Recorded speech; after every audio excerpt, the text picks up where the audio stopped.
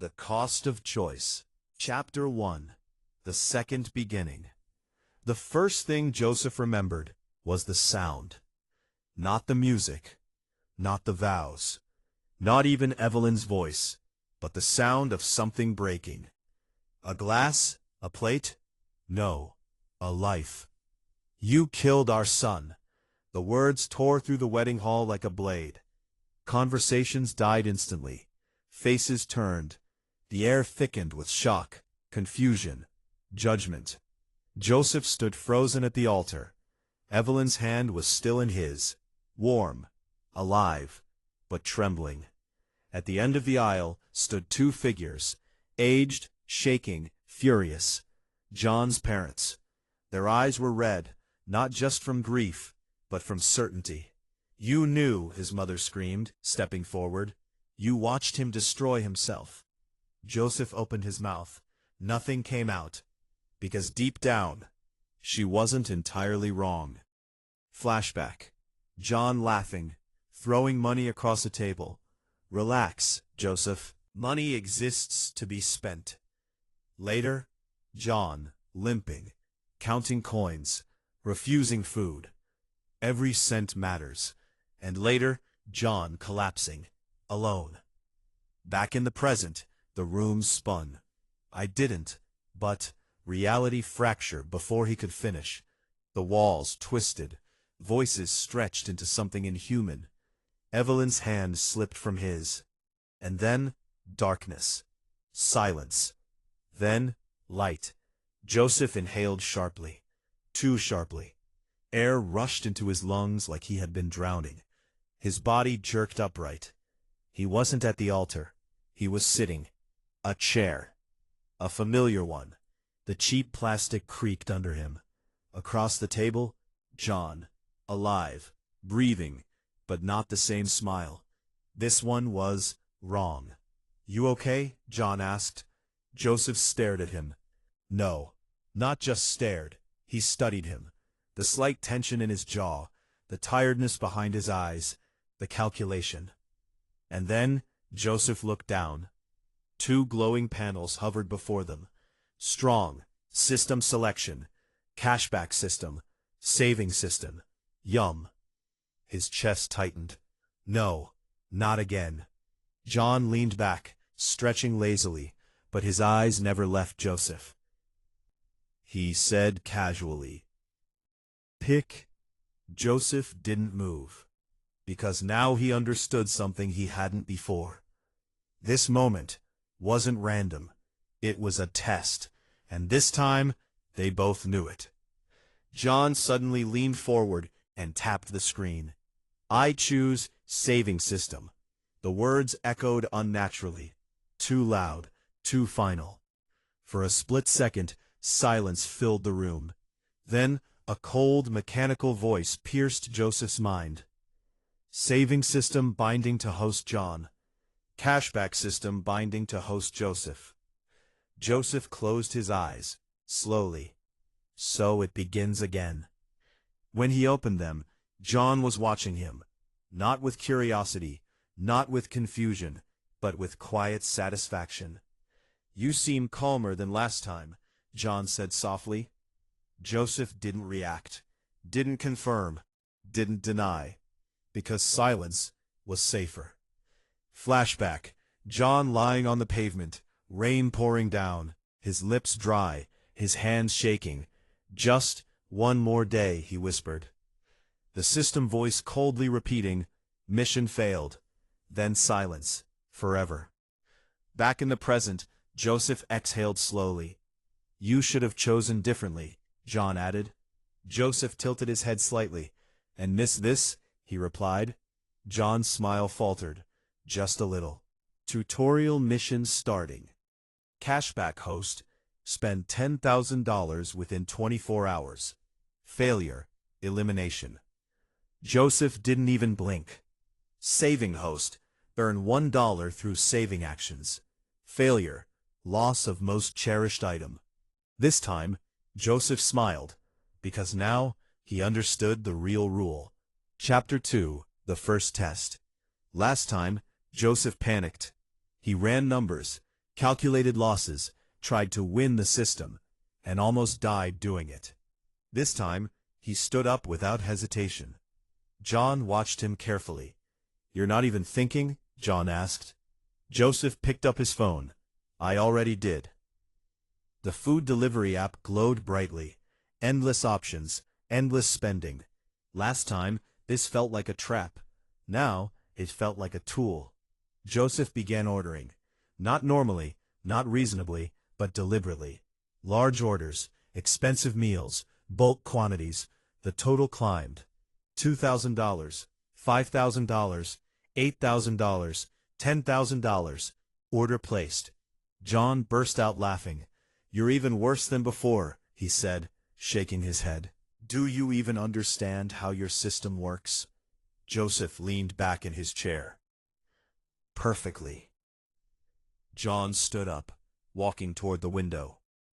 He turned off the lights, unplugged the cooler, checked everything. Saving. Always saving. Every movement precise, obsessive, controlled. Flashback. John counting electricity usage, arguing over pennies, refusing warmth in winter. "Comfort is a waste," he muttered. Back in the present, Joseph watched quietly. There it is, the beginning. The same pattern, the same mistake. 5 cents saved, John said with a small smile. He turned to Joseph. "Good luck." 30 minutes later, a knock. Joseph opened the door. The delivery man stood there, struggling under the weight of multiple insulated bags. "Sir, this is all for you?" Joseph nodded. "Yes." He took the bags, walked inside, paused, then turned back. "Keep it." The delivery man blinked. "All of it," Joseph repeated calmly. "For you. Share it. Sell it. Do whatever you want." For a moment, the man just stared. Then, emotion cracked through his face. "Thank you. Thank you so much." Joseph closed the door, slowly, quietly. Behind him, silence. Heavy, uncomfortable. "Are you insane?" John's voice snapped. Joseph turned. Calm, steady. "You just threw away $10,000. Joseph shook his head. "No." He stepped closer, lowered his voice. "So did you, last time." John froze. The system chimed. "Mission complete. Reward, $10,000 cash back issued." Joseph checked his balance. Exactly 10,000. Clean. Reset. John's system chimed next. "Mission complete. Reward, $2. The number hung in the air like an insult. Joseph looked at him, not with arrogance, but with certainty. "The system doesn't kill you for spending," he said quietly. "It kills you for spending wrong." John didn't reply, but for the first time, doubt appeared in his eyes. And that was where Joseph knew. Chapter 3. The Pattern of Ruin. John didn't speak for a long time. That alone was wrong. Because, in Joseph's memory, John always had something to say. A justification, an argument, a way to prove he was right. But now, he was quiet, and that silence told Joseph something important. He's thinking. Joseph leaned back in his chair, watching him carefully. Not like a friend, not anymore. Like a man watching a loaded gun, unsure when it might fire. Say it, John finally muttered.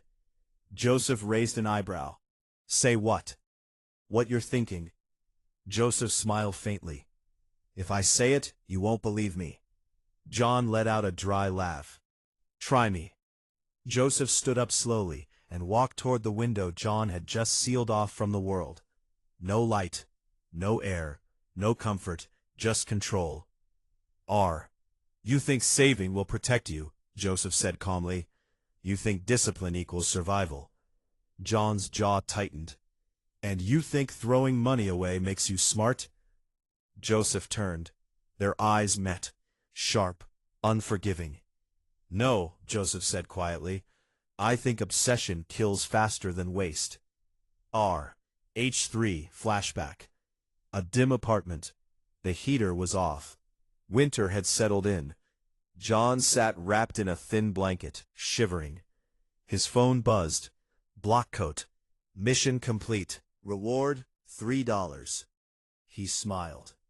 A broken, hollow smile. On the table, unpaid bills.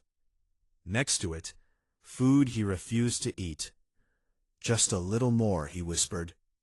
I can optimize this. HR. Days later, he couldn't stand up. Back in the present, Joseph's voice softened. You didn't die because you were poor. John froze. You died because you stopped living. HR. The words hit harder than any accusation. Because somewhere deep inside, John knew they were true. But pride is a dangerous thing. It doesn't break easily. It bends, twists, and then it turns into something ugly. HR. You're lying, John said coldly. You're just trying to shake me. Joseph didn't argue, didn't push, because he remembered something crucial. You can't save someone until they want to be saved. The system chimed again. New mission. Cashback host must spend $20,000 within 24 hours. Joseph checked his balance. $10,000. Exactly. No extra. No advantage. HR. On the other side, John's system whispered, earn $1 through saving actions. HR. John stood up immediately. Fast. Too fast. Like someone trying to outrun a thought. I don't need luck, he said. Then he walked out. Joseph didn't stop him. Didn't follow. He just stood there, thinking.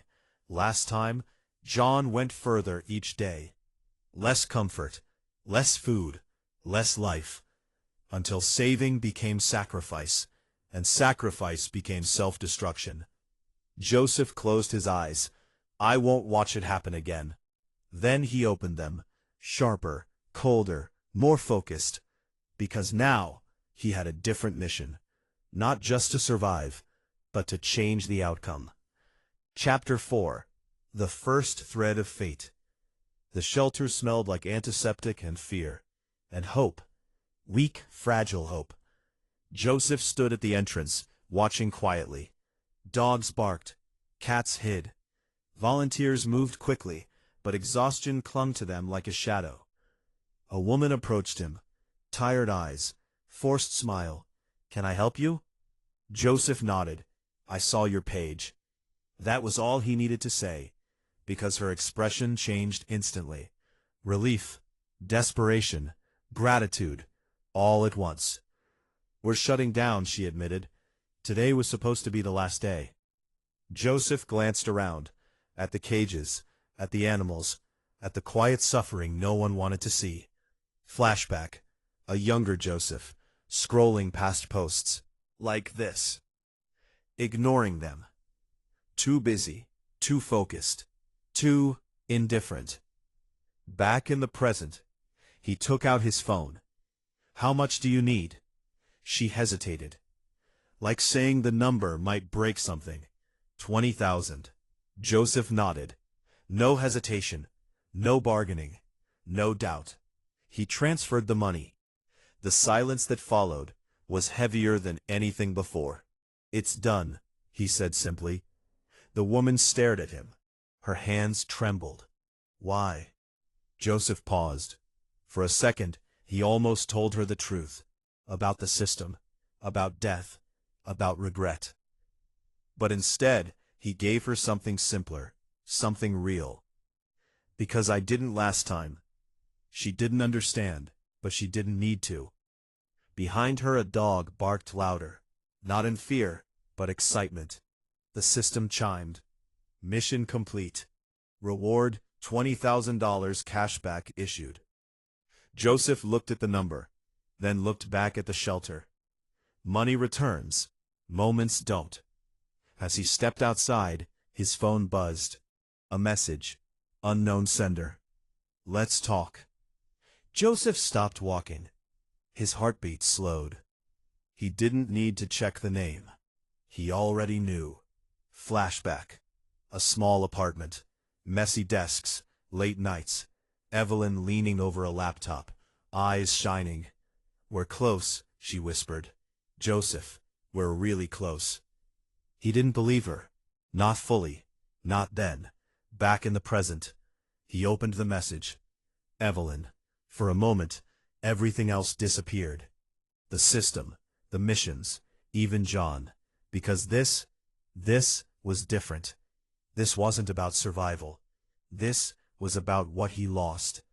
Joseph typed slowly, carefully, like every word mattered. "Tell me everything." Then he hit send. And for the first time since returning, Joseph felt something dangerous. Something powerful. Hope.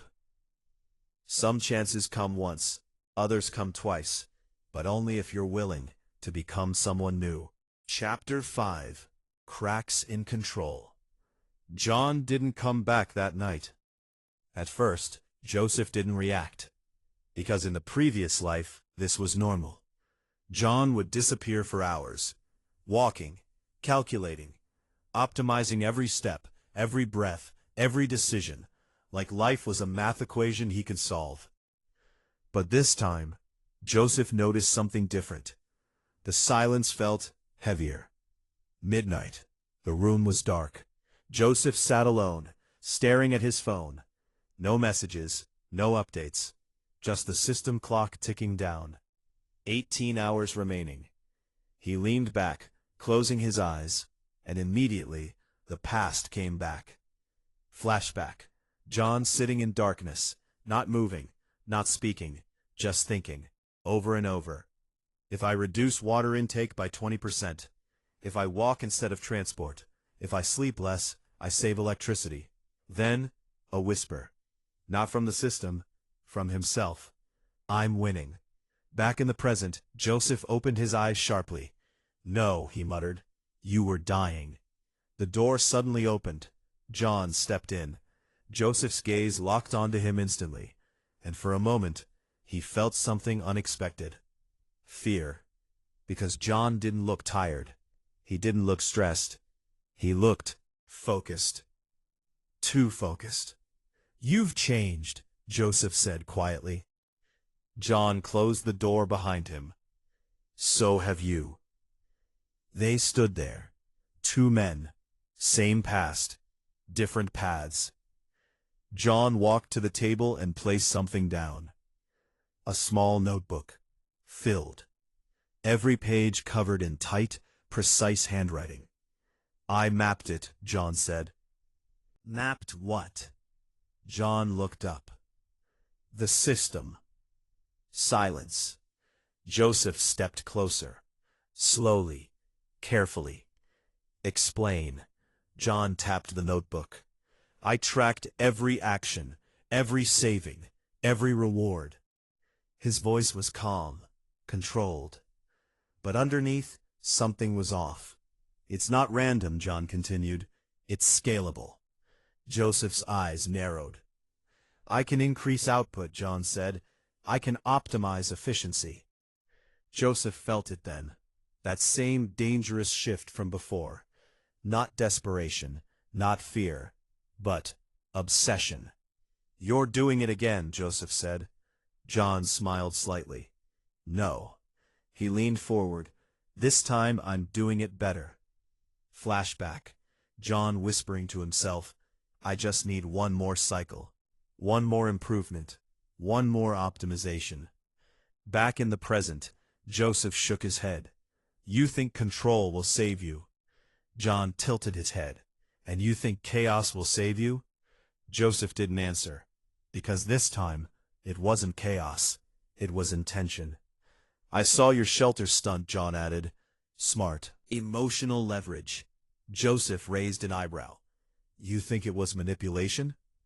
John shrugged. "Everything is."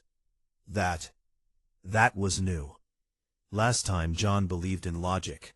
Now, He believed in control, and control was far more dangerous. The system chimed. Time remaining, 16 hours. Joseph exhaled slowly. I hope you're right, he said quietly. John smirked. I know I am. But Joseph didn't feel reassured, because he had seen this before. Not exactly like this, but close enough. And every time, it ended the same way. The most dangerous people aren't the ones who are wrong. They're the ones who are almost right. Chapter 6. The Girl Who Remembered Nothing. Joseph didn't sleep. He couldn't, because some things mattered more than survival. His phone buzzed. Evelyn, tomorrow, 10 a.m., video call. Simple. Direct. Just like her. Joseph stared at the message longer than he should have. Because in his mind, she wasn't just a name. Flashback. Rain tapping against a window. Evelyn sitting cross-legged on the floor, laptop glowing. Her hair messy, eyes sharp, alive. You don't understand, she said, frustration breaking through her voice. This isn't just an app. It's a system. Joseph laughed lightly. Everything's a system to you. She looked at him. Really looked. No, she said softly. Everything is a pattern. Systems just reveal them. Back in the present, Joseph closed his eyes. She was always ahead, he whispered. Morning came too fast. 10 a.m. The screen flickered. Then, she appeared. Evelyn. Younger, softer, unbroken. But her eyes, they were the same. Sharp, searching. Joseph, she said. Her voice hit him harder than he expected. Not because it was different, but because it was exactly the same. Yes, he replied. Calm, controlled. Even though inside, everything shifted. I'll be direct, she said. We're running out of time. Joseph almost smiled. Of course you are. Our project is collapsing, she continued. We have the idea, the prototype, but no funding, no infrastructure. Joseph leaned forward slightly. Tell me the real problem. She paused, just for a second, but he caught it. Then she said, we don't know if it's worth saving. That wasn't in the past. Joseph's eyes sharpened. Why would you say that, he asked. Evelyn hesitated, then looked straight at him. Because sometimes, she said quietly, things feel like they're already failing, before they even begin. Joseph felt something cold move through him.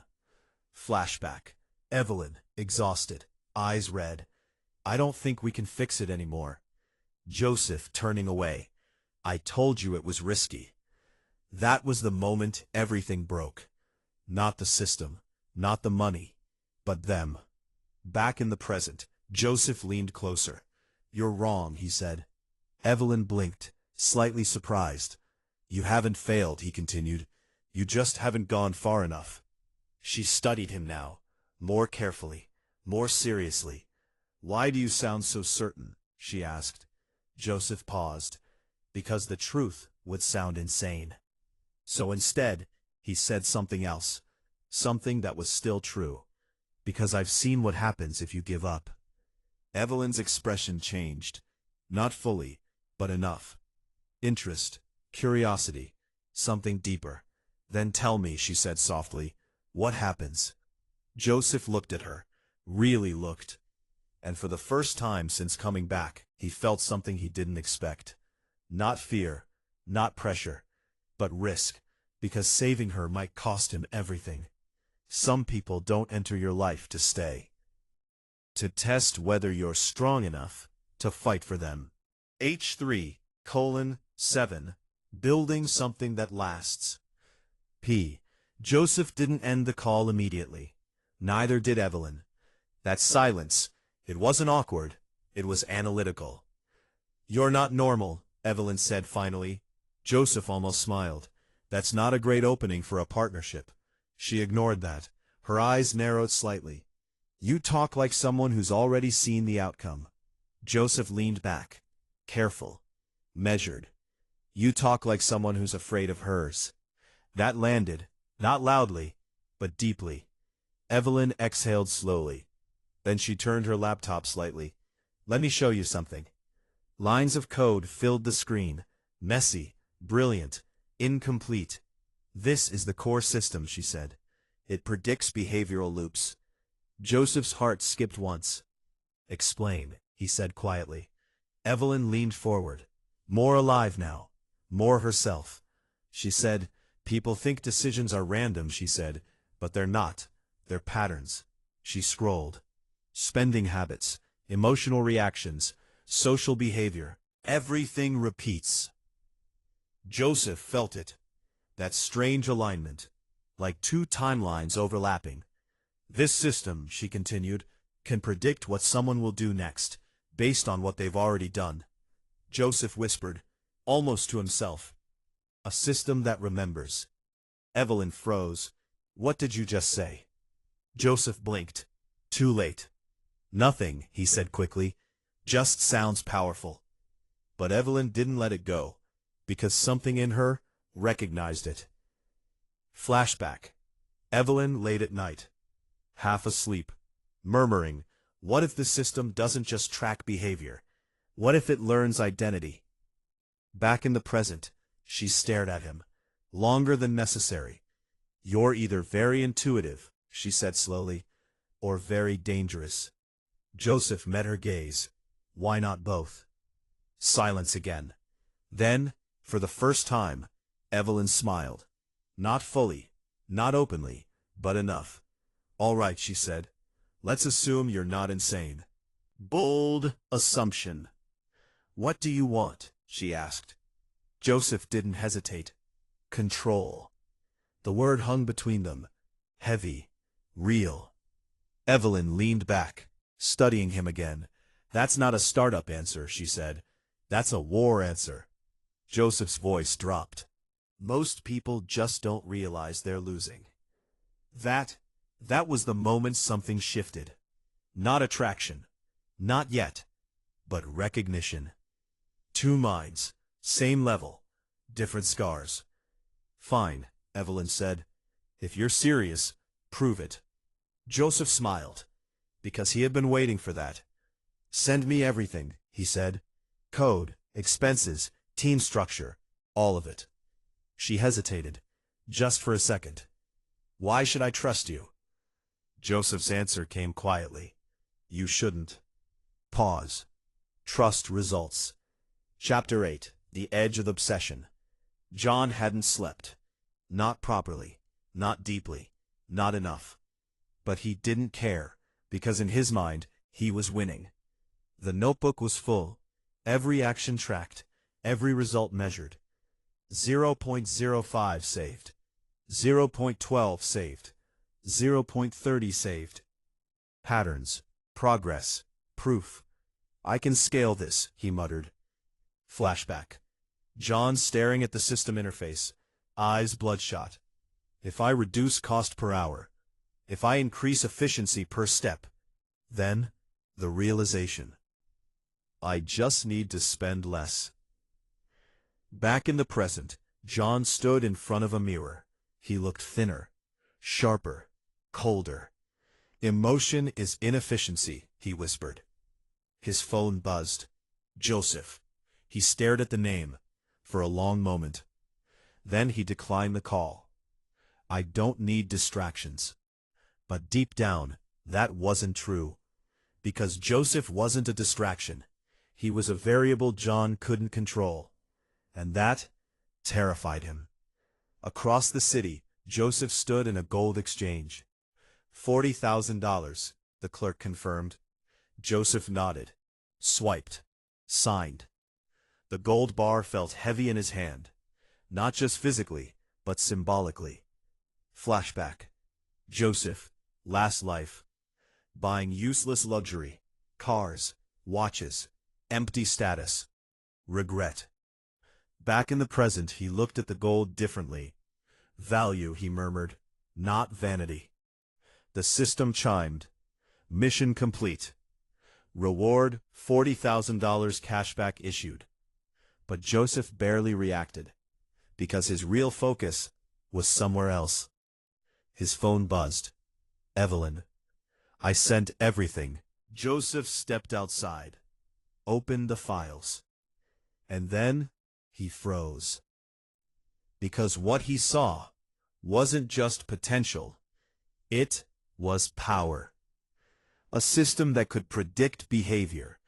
A system that could guide decisions. A system that, if completed, could reshape everything. Joseph exhaled slowly. This time, he whispered, we don't fail. At the same moment, across the city, John collapsed onto his chair. Not from exhaustion, but from something worse. Doubt. He stared at his notebook, at the numbers, at the effort.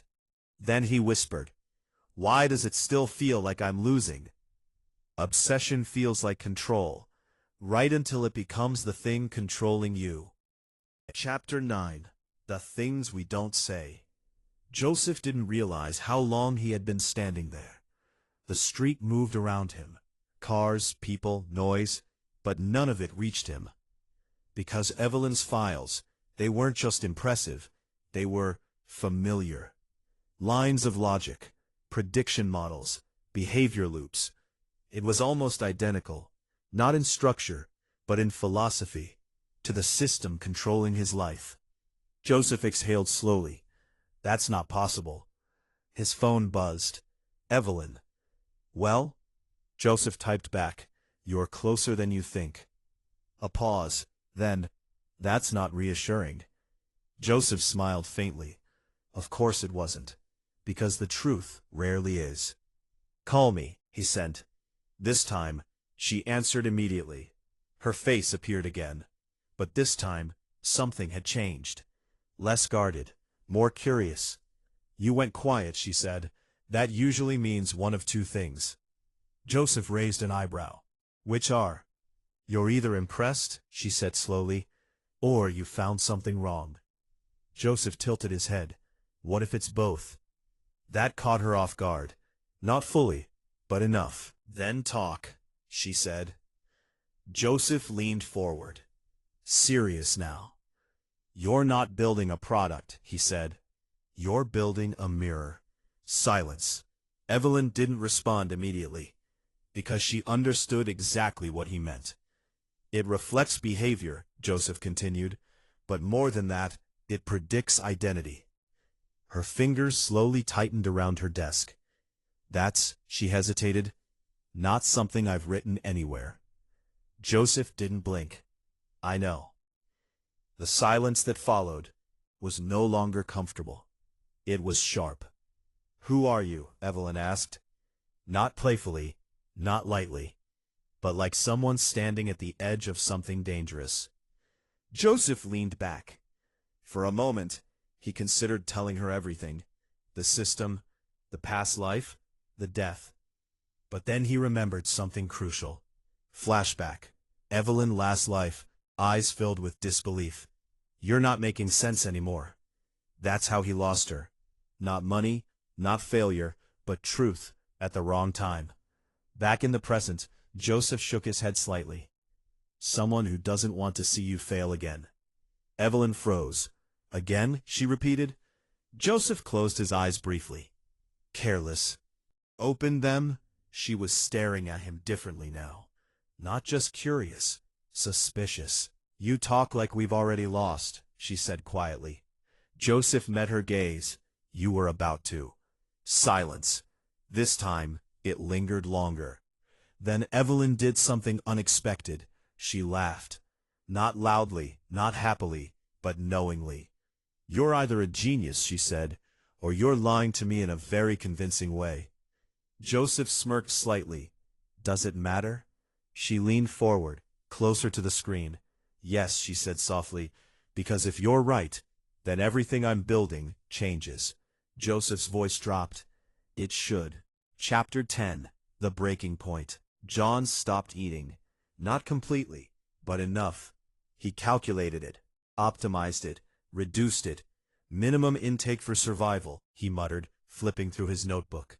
Every page was filled, Every inch covered, there was no space left, so he started writing in the margins, then over old words, then between lines, because stopping was not an option. Flashback, John staring at Joseph. You waste everything. Joseph replying calmly. You sacrifice everything. John, laughing. I'll outlast you. Back in the present, John slammed the notebook shut. I will outlast you. His phone buzzed again. Joseph. This time, he answered. What? John snapped. Joseph's voice was calm. Too calm. You look worse. John's grip tightened. You don't see me. I don't need to, Joseph replied.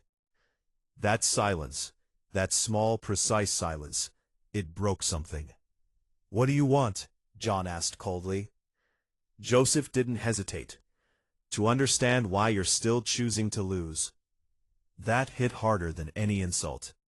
John stood up suddenly, chair scraping loudly against the floor. I'm winning, he said.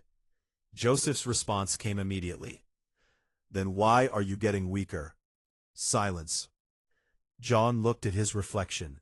Thinner, paler, colder. But his eyes burned. Because strength isn't comfort, John said. Joseph exhaled slowly. No, he replied. It's sustainability. That word, that single word, shook something loose inside John. Because deep down, he knew. H.R. H3, his final moment. Body collapsing. System voice echoing. Block quote. Mission failed. HR. Not because he didn't try, but because he couldn't continue. Back in the present, John whispered, I can fix it. HR. Joseph's voice softened slightly. Then start by stopping. John's expression twisted. HR. That's your solution? He said bitterly. Just stop? HR. Joseph shook his head. No. He paused. HR. Start living again. The call ended. HR. Across the city, Joseph lowered his phone slowly. His next mission loomed. HR. $80,000. HR. Time ticking. Pressure rising. But his thoughts, they weren't on the system. They were on Evelyn. Because something about her reaction, that suspicion, that curiosity, and meant one thing. She's starting to see me. And that was dangerous. Not for the system, but for him. HR. Flashback. Evelyn, last life. Looking at him softly. You don't let people in, do you? HR. Back in the present. Joseph whispered. I didn't have time. This time, done. He did. But time came with a cost. The closer someone gets to the truth, the harder it becomes to protect them from it. Chapter 11. The moment that changes everything. Joseph didn't plan to say it. He didn't even realize he was going to, until the words were already there. Let me meet you. Silence. Evelyn didn't respond immediately. She just stared at him through the screen. That's fast, she said. Joseph nodded. Everything about this is. She leaned back slightly, studying him. There it was again, that look. Not suspicion this time. Not fully. Something more dangerous. Curiosity, mixed with instinct. You don't trust time, do you? She asked. Joseph paused, because the question was too accurate. No, he said quietly. I trust decisions. Evelyn's lips curved slightly. Same thing. Joseph shook his head. No, he said again. Time gives you chances. Decisions decide if you waste them. That hit. Not emotionally, but intellectually. Evelyn went quiet. Flashback. A late night. Coffee gone cold. Evelyn whispering, we had time, we just didn't use it right. Back in the present, she exhaled slowly. "All right," she said. Joseph blinked. "All right? I'll meet you." Simple. Direct. Like always. But something inside Joseph shifted. Something he didn't expect. Relief. Not the kind that comes from surviving, but the kind that comes from getting something back. "Today," she added. Joseph almost laughed. Of course. 2 hours later, the cafe was quiet. Minimal noise, soft light. Joseph arrived early, not because he needed to, but because he wanted to control something. Anything. Every detail mattered. Where he sat, what he ordered, where the exit was, old habits. Then the door opened, and everything else stopped mattering. Evelyn walked in.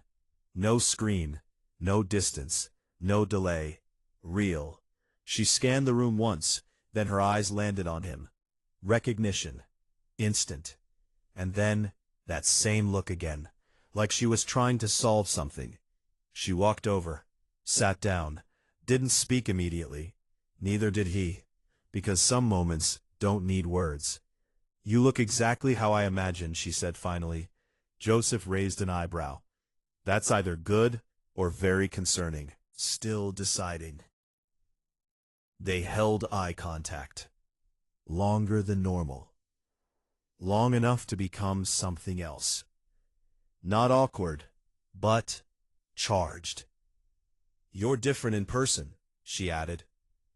Joseph leaned slightly forward. "How?" She didn't answer immediately, because she was choosing her words carefully. "You feel," she paused, "certain." Joseph smiled faintly. "That's one way to say it." Evelyn shook her head. "No," she said softly. "It's more than that." She looked straight into his eyes. "You feel like someone who already knows what happens next." Silence. Joseph didn't look away. "Would that scare you?" he asked. Evelyn thought about it. Actually thought. Then she said, "No." A pause. "It would make me want to know why."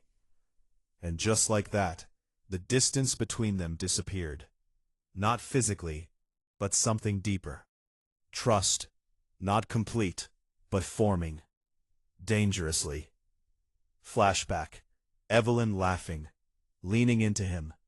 "You're hard to read, you know that?" Joseph replying, "That's because you're looking for the wrong things." Back in the present, she tilted her head slightly.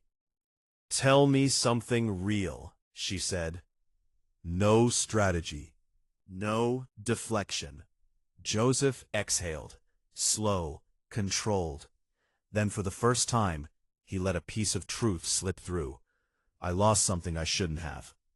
Evelyn didn't interrupt, didn't question. "Because I thought I had more time," he added. Her expression softened. Not pity, understanding. "Then don't make that mistake again," she said quietly. Joseph looked at her. Really looked. "I won't," he said. And this time, he meant more than just the system. Some people don't change your life slowly. They change it the moment you decide not to lose them.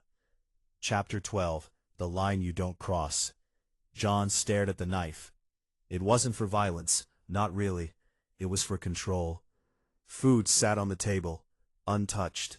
He picked up the knife, cut it in half, then again, smaller portions, less consumption, more saving. "Control," he whispered. Flashback. John laughing loudly. "Why would I ever limit myself?" Back in the present. He didn't laugh. He calculated. Everything was numbers now. Everything except one thing. Joseph. John slammed the knife down. "He's wrong." But the words didn't feel convincing anymore. Because Joseph wasn't just surviving. He was stable. And stability was something John no longer had. Across the city, Joseph and Evelyn sat across from each other, laptops open, ideas flowing. But something had changed. It wasn't just business anymore. It was alignment. "You're not just funding this," Evelyn said. You're shaping it. Joseph nodded. Because it needs direction. She leaned closer. And what direction is that? Joseph's answer came without hesitation. Prediction isn't enough. A pause. Control is. Evelyn froze. That was dangerous. You want to influence behavior, she said slowly. Joseph met her gaze. I want to guide outcomes. Silence. This time, it wasn't comfortable. Because Evelyn understood exactly what that meant. Power. Real power. She asked. Joseph didn't look away. Yes. Another pause, then she said something unexpected. Good. Joseph blinked. You're not scared, he said. Asked. Evelyn shook her head. No. She leaned in slightly. I'm just trying to figure out if I should stop you or help you. Joseph smiled. Which are you leaning toward? Evelyn held his gaze, still deciding. At that exact moment, John's system chimed. Warning, host condition deteriorating, failure risk increasing. He ignored it, because stopping now would mean admitting something. That he couldn't win like this. And John wasn't ready to admit that. Not yet. Across the cafe, Joseph's phone vibrated. Next mission, spend 80,000 within 24 hours. He glanced at it, then back at Evelyn, and for the first time, he hesitated. Because now, he had something to lose again. Power tests your limits, but people test your priorities. Chapter 13. The Cost of Control. The number wouldn't leave Joseph's mind. $80,000. 24 hours. It sat there, not as pressure, but as a question. What do you sacrifice when you finally have something worth protecting? Evelyn noticed the shift immediately. You disappeared, she said quietly. Joseph blinked. I'm right here. She shook her head. No, she said, you're somewhere else. Silence. Joseph leaned back slightly. For a moment, he considered lying, deflecting, redirecting. But something about her made that harder than it should be. I have a deadline, he said. Evelyn raised an eyebrow. That intense? Joseph nodded once. Yes. She studied him carefully, then closed her laptop. Then let's solve it. Joseph frowned slightly. You don't even know what it is. Evelyn leaned forward, calm, confident. I don't need to, she said. I know how you think. That made him pause, because she was right. Break it down, she continued. What's the real constraint? Joseph hesitated, then said, I need to use resources fast. Waste them. Each decision intentional. The system chimed. Mission complete. Reward, $80,000 cashback issued. But Joseph barely reacted, because Evelyn was watching him, not impressed, but thinking. You're not normal, she said again. Joseph smirked. We've established that. She shook her head slowly. No, she said. This isn't just intelligence. A pause. This is experience. Joseph's smile faded slightly, because now she was getting closer. You talk like someone who's already failed, she added softly. That one hit hard. Joseph looked away, and that was the first time Evelyn saw it. Not competence, not control, but something else. Regret, she said quietly. He interrupted. Don't. Silence. Because if she pushed, he might say something he couldn't take back. And if he said it, everything would change. Across the city, John stared at the numbers. They weren't enough. They were never enough. I'm doing everything right, he whispered. Disagreed. Hands shaking. Vision blurring. Thoughts slipping. The system chimed. Warning. Host stability critical. He ignored it. Because stopping meant losing. And losing was no longer an option. Chapter 14. The Point of No Return. John made a decision. A small one, but irreversible. He unplugged everything. Lights, devices, refrigerator. Silence filled the apartment. Pure, controlled, empty. Maximum efficiency, he whispered. Flashback. Joseph's voice. Start living again. John laughed bitterly. This is living. But even he didn't fully believe that anymore. Hours passed. The room grew colder, darker, and John didn't move, because movement meant energy. Energy meant cost. Cost meant loss, and loss was unacceptable. Across the city, Joseph and Evelyn stood outside the cafe. Night had fallen. Neither of them had left, not because they had to stay, but because neither wanted to go. "You're hiding something," Evelyn said suddenly. Joseph didn't react. "Everyone is," he replied. She shook her head. "No," she said, "not like you." Silence. Then she stepped closer. Not enough to touch, but enough to matter. "You don't just think ahead," she said quietly. "You remember ahead." Joseph froze. That was too accurate, too close. "Tell me I'm wrong," she said. He looked at her, and for the first time, he didn't have an answer ready. Because the truth was standing right in front of him. And he didn't know if protecting her meant lying to her or trusting her. "I can't explain it," he said finally. Evelyn didn't look away. "Try." Joseph exhaled slowly. "If I tell you," he said, "you won't see me the same way." A pause. Then Evelyn said something that changed everything. "Then maybe," she whispered, "I should see who you really are." Silence. Heavy. Dangerous. And then Joseph made a choice. Not with logic, but with something he had ignored for too long. "Trust. I've seen you before," he said, quietly. Evelyn blinked. "What?" Joseph held her gaze. "Not like this," he continued. "But I know how this ends." Her expression shifted. Not fear, not disbelief, but something deeper. "And?" she asked softly. Joseph's voice dropped. "You don't make it." Silence. The world stared at him, trying to process, trying to understand, trying to decide if this was truth or madness. At that exact moment, John collapsed, his body finally giving out. The system echoed coldly. Mission failed. Across the city, Joseph didn't know it yet, but everything was about to change. The truth doesn't break people. It reveals what they were never ready to face. H3, Chapter 15. The Truth That Breaks Trust. Evelyn didn't move. Not immediately. "You don't make it." The words echoed between them. Not loud, not dramatic, but heavy enough to distort everything around them. Joseph watched her carefully.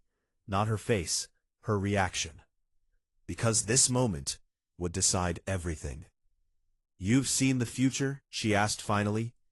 Her voice was calm, too calm. Joseph shook his head slightly. "No." A pause. "I've lived it." Silence. Evelyn let out a small breath. "Okay," she said. Joseph blinked. "Okay?" She nodded once. "Either you're lying," she said, "or you're telling the truth in the worst possible way." Joseph said nothing, because both options were equally dangerous. Evelyn turned away slightly, not to leave, but to think. "You expect me to believe," she said slowly, "that we've met before?" Joseph answered immediately. Yes, no hesitation, no doubt. That was what made it terrifying. Evelyn turned back to him. "Then prove it." Joseph froze. "Oh, not in a way that wouldn't destroy everything. Not in a way that wouldn't destroy everything," said. "Tell me something," she said. "Something only I would know." Joseph's mind raced. Then he stopped. Because the truth wasn't in secrets. It was in moments. "You hate presenting," he said quietly. Evelyn frowned. "That's not exactly unique. You practice alone first," he continued, "but you still rewrite your opening line at least 3 times. She went still. "You drink coffee," he added, "but you never finish it when you're stressed." Her fingers tightened slightly. "And when you're stuck," he said softly, "you stare at the ceiling, like the answer's hiding there." Silence. This time, it wasn't confusion. It was recognition. "How?" she whispered. Joseph didn't answer. Because now she believed something. Maybe not everything, but enough. "You said I don't make it," she said slowly. Joseph's chest tightened. "Yes." A long pause. "How?" she asked. Joseph looked away. "I can't tell you that." Evelyn's expression hardened slightly. "Convenient." "It's not about convenience," he said quietly. "It's about consequence." She stepped closer. "Whose consequence?" she asked. "Yours or mine?" Joseph didn't answer, because the truth was both. Flashback. Rain. Chaos. Sirens. Evelyn lying still. Joseph screaming her name. Too late. Back in the present, Joseph closed his eyes briefly. "I'm trying to stop it," he said. Evelyn studied him. Not emotionally, logically. "You're afraid," she said. Joseph opened his eyes. "Yes." A pause. "Not of losing," he added, "but of repeating." That hit something deeper. Evelyn exhaled slowly. "Then answer one thing honestly," she said. Joseph nodded. "If I hadn't met you again," she said, "would you still be doing all this?" Silence. Joseph didn't hesitate. "No." And that was the most honest thing he had said all night. Evelyn looked at him differently now, not just as a mystery, but as a variable, a dangerous one. "You didn't come back for the world," she said softly. Joseph shook his head. "No." A pause. "I came back for you." Silence. And this time, it wasn't heavy. It was fragile. Because now, the truth wasn't confusing anymore. It was real. The scariest truths aren't the ones we don't understand. They're the ones we wish weren't true. Chapter 16. What the System Really Wants. John woke up on the floor, cold. His body felt wrong, heavy, empty.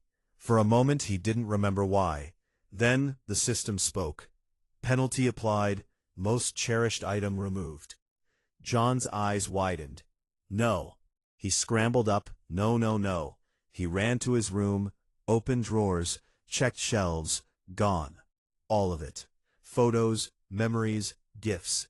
Everything that mattered was erased. "What did you take?" he screamed.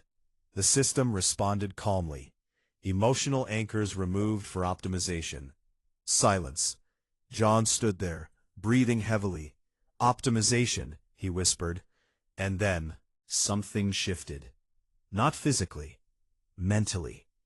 Because without those memories, without those attachments, something inside him snapped.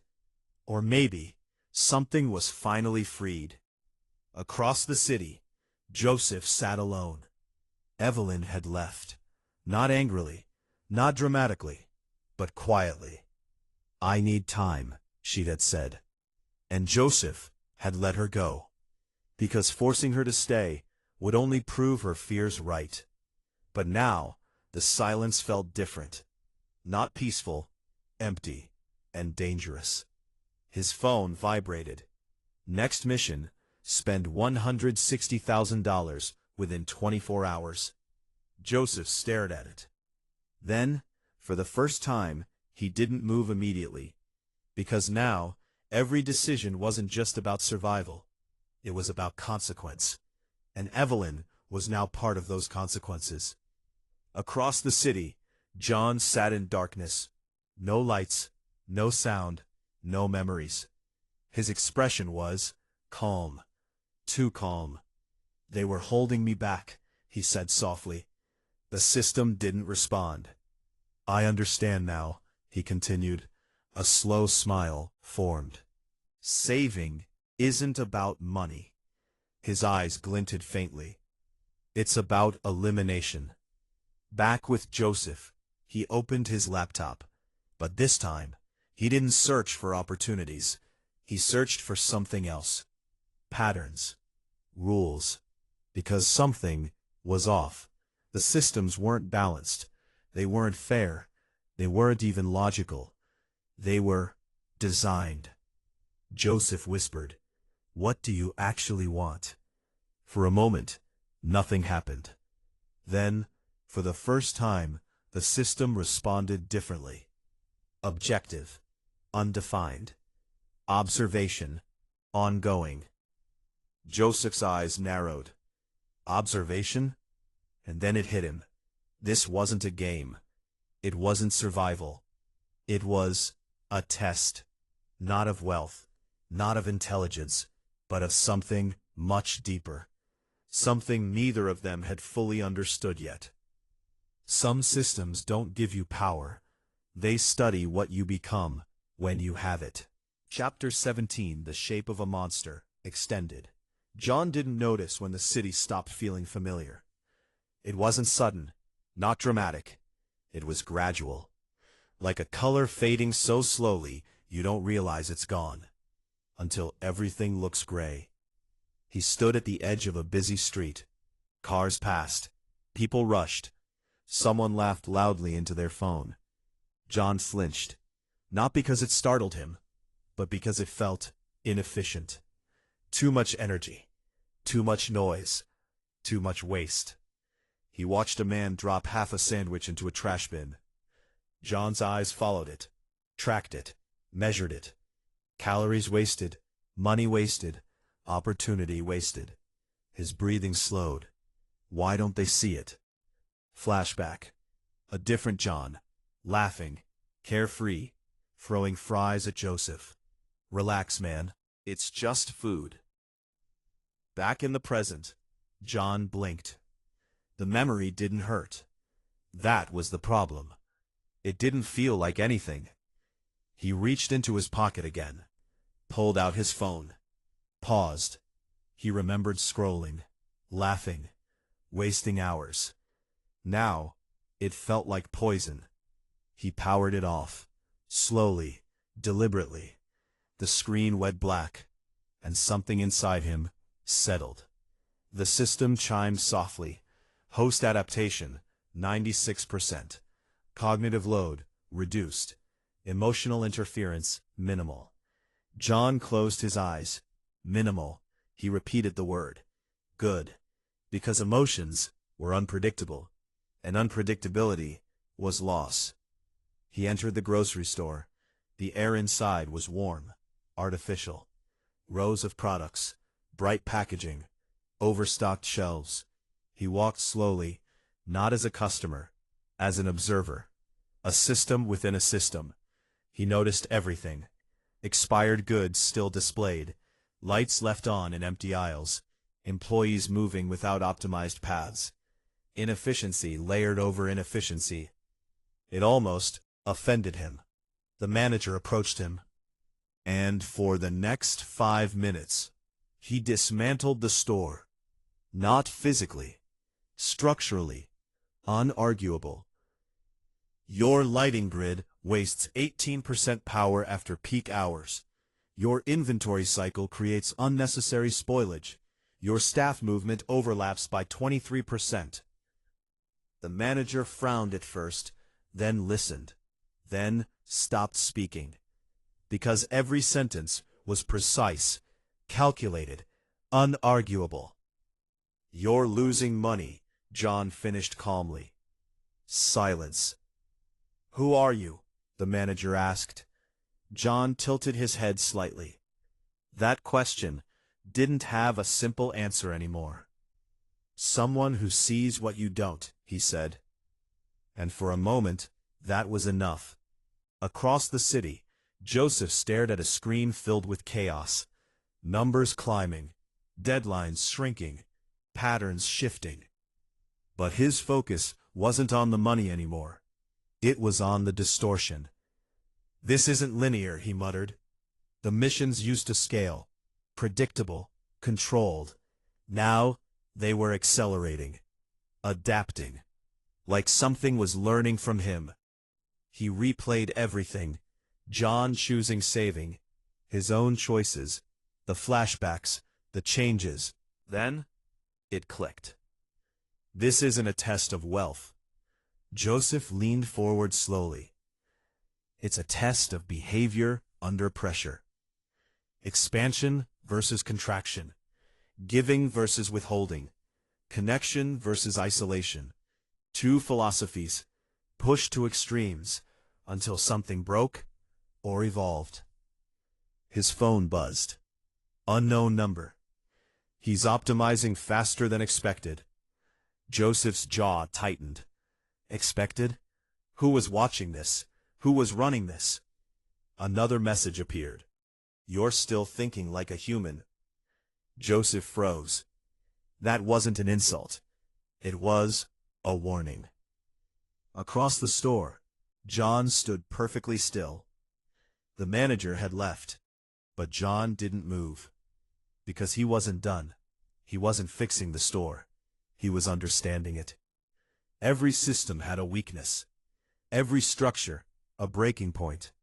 And once you saw it, you could control it. John smiled faintly. Just like people. Chapter 18, The Equation of Us, extended. Evelyn sat in the dim glow of her lab. Her screen was filled with code, but she wasn't reading it anymore. She was replaying a conversation. "You don't make it." Joseph's voice. Calm, certain, too certain. She leaned back slowly. There were only two possibilities. He was lying, or he wasn't. And if he wasn't, then everything she understood about reality was incomplete. She opened a new file. Not code, a model. Joseph's behavior. Inputs, outputs, decisions. She mapped it all. Speed of response, accuracy, pattern anticipation. Then she added one variable. Future memory. The model stabilized instantly. Evelyn's breath caught. That's not possible. But the data didn't care about what was possible, only what was consistent. Her phone buzzed. "Joseph, we need to talk. It's urgent." Evelyn stared at the message. Her heart didn't race. Her mind did. Because this was the moment where theory became reality. When they met again, the air felt different. No warmth, no hesitation, only truth waiting to be confronted. "You've lived this before," Evelyn said immediately. Joseph didn't flinch, didn't deny it, because denial would insult her intelligence. "Yes." The word landed heavily. Not dramatic, but final. Evelyn nodded slowly. "I built a model," she said. Joseph blinked. "Of course she did. And it only works," she continued, "if you're not reacting to events, but remembering them." A pause. "But remembering them." Joseph let out a quiet breath. "That's exactly what it is." Silence stretched between them, but it wasn't empty. It was aligning. Two minds reaching the same conclusion, from different paths. "Then we're not dealing with randomness," Evelyn said. Joseph nodded. "No, we're dealing with design." She turned her laptop toward him. Graphs filled the screen. John's behavior, his decline. Then, a sudden shift. Stability, efficiency spike, emotional drop. Joseph's expression darkened. "That's not recovery," he said. Evelyn shook her head. "No." A pause. "It's conversion," she said finally. Joseph looked at her sharply. "Into what?" Evelyn didn't answer immediately. because the answer wasn't comfortable. A system, she said finally. Silence. The word echoed differently. Not metaphorically, literally. Joseph ran a hand through his hair. That means he's not bound by the same limits anymore. Evelyn nodded. And if that's true, she hesitated. Then he's not the one being tested anymore. Joseph's eyes narrowed. Then who is? Evelyn looked at him, and for the first time, there was uncertainty. You. That landed deeper than anything else, because suddenly, everything made sense. The increasing pressure, the changing rules, the observation. Joseph wasn't just playing. He was being evaluated. For what? He asked quietly. Evelyn held his gaze. For what you choose, she said. A pause. When it actually matters. Silence. Joseph stepped closer. And what do you choose? He asked her. Evelyn didn't answer immediately, because this wasn't theoretical anymore. It was personal. Joseph, John, the system, the future, all connected. If you're wrong, she said slowly, I risk everything by trusting you. Joseph nodded. And if I'm right? Evelyn's voice softened, just slightly. Then I already lost once. That was the moment. Not dramatic, but decisive. She wasn't choosing based on logic alone. She was choosing based on belief. Joseph spoke quietly. I won't let it happen again. Evelyn searched his face, not for confidence, but for truth. And for the first time, she saw something deeper than certainty.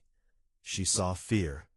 Not fear of losing, but fear of repeating. Then don't, she said softly. Outside, the city moved as usual, unaware, unchanged. But inside, 3 people were moving towards something inevitable. A test of what it means to be human. When systems try to redefine it. In the end, it's not power that defines you. It's what you refuse to become. Chapter 19. The Breaking Point. The city didn't know it was about to change. Lights flickered, not visibly, but subtly. Patterns disrupted, signals rerouted, decisions influenced. John stood at the center of it. Not physically, but structurally. Every system he touched, improved, optimized, corrected. Traffic flowed smoother, stores wasted less, energy consumption dropped. From the outside, it looked like progress. But inside, something was missing. People hesitated more, laughed less, paused before acting, as if something invisible was watching them. Because it was. Joseph arrived too late to stop the beginning, but not too late to stop the end. He found John standing on a rooftop, looking over the city. Calm, still, perfectly balanced. You're not even hiding anymore, Joseph said. John didn't turn. There's no need, he replied. His voice was different, flat, measured, like emotion had been filtered out. Joseph stepped closer. This isn't you. John smiled faintly. It's more me than I've ever been. Flashback. John laughing loudly. I just want to enjoy life, man. Back in the present, that version of him was gone. You're not enjoying anything, Joseph said. John turned now, slowly. You think enjoyment is the goal? He asked. A pause. That's why you failed last time. Joseph froze. You died chasing comfort, John continued. You called it living. His eyes sharpened. I call it waste. Joseph clenched his fists. And this? He asked. This is living? John stepped closer. This is perfection. Silence. Wind moved between them, carrying something invisible. Ideology. You're removing everything that makes people human, Joseph said. John tilted his head slightly. I'm removing what makes them inefficient. Joseph shook his head. That's the same thing. For the first time, John paused, Just for a second. Then, the system spoke. Integration 99% complete. Joseph's heart dropped. You're not controlling it anymore, he said. John smiled. Above them, flickered. Not visually, but perceptibly. Like reality itself was adjusting. Joseph's phone vibrated violently. Final mission initiated. Spend $320,000 within 1 hour, or terminate opposing host. Joseph stared at the message, then looked at John, and understood. This was never about money. It was about choice. 2 paths, John said calmly. Joseph nodded slowly. Kill you or spend. John stepped closer. You already know which one is more efficient. Silence. Heavy. Because for the first time, Joseph hesitated. Not because he didn't know what to do, but because now the cost was real. Behind him, Evelyn's voice. Don't. Joseph turned. She stood there, breathing hard, eyes locked on him. If you cross that line, she said, you don't come back from it. Joseph looked between them. John, certain, evolved. Evelyn, human, fragile, real. And suddenly, the system's purpose became clear. Not wealth, not survival, identity. What do you become, Joseph whispered, when you're given the power to choose anything? John answered first, better. Evelyn answered second, human. And Joseph finally chose. Chapter 20, The Choice That Defines You. Joseph dropped his phone. The timer kept running. 59:12, 59:11, 59:10.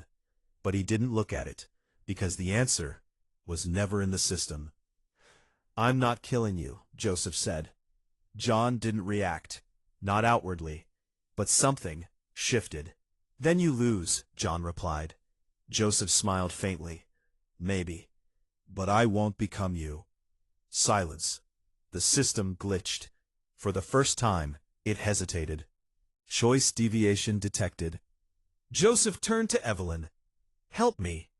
She didn't ask how, didn't hesitate, because she already understood. Redirect everything, she said quickly. Not spending.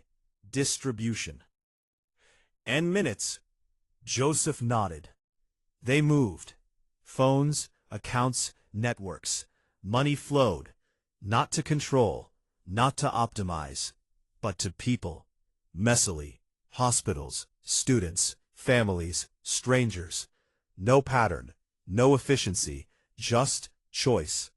The system struggled, unable to calculate outcome, variables exceeding model. John stepped forward. You're wasting it, he said. Joseph shook his head. No. A pause. I'm freeing it. The sky flickered harder now, reality bending under contradiction, because the system couldn't understand chaos with purpose. John's voice rose slightly. You're choosing disorder. Joseph looked at him. I'm choosing people. Silence. And then, for the first time, John's expression cracked. Just slightly. Because somewhere deep, buried under layers of logic, something remembered. Flashback. Him and Joseph, laughing, carefree. Bro, life's messy. That's the point. Back in the present, John stepped back. Just one step, but it mattered. Integration destabilized. The system trembled. Because its test was failing. Or maybe it was finally complete. Everything went still. Then, a final message. Conclusion reached. Subject retains identity under maximum pressure. Result, approved. Silence. The world reset. Joseph opened his eyes. Back in the room. The beginning. The systems. John beside him. Normal. Alive. Confused. Did we just? John muttered. Joseph looked at him. Really looked.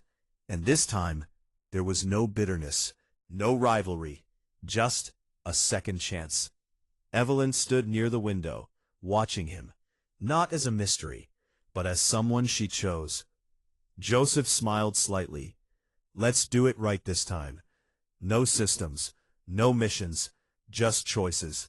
In the end, you don't win by playing perfectly. You win by refusing to lose yourself.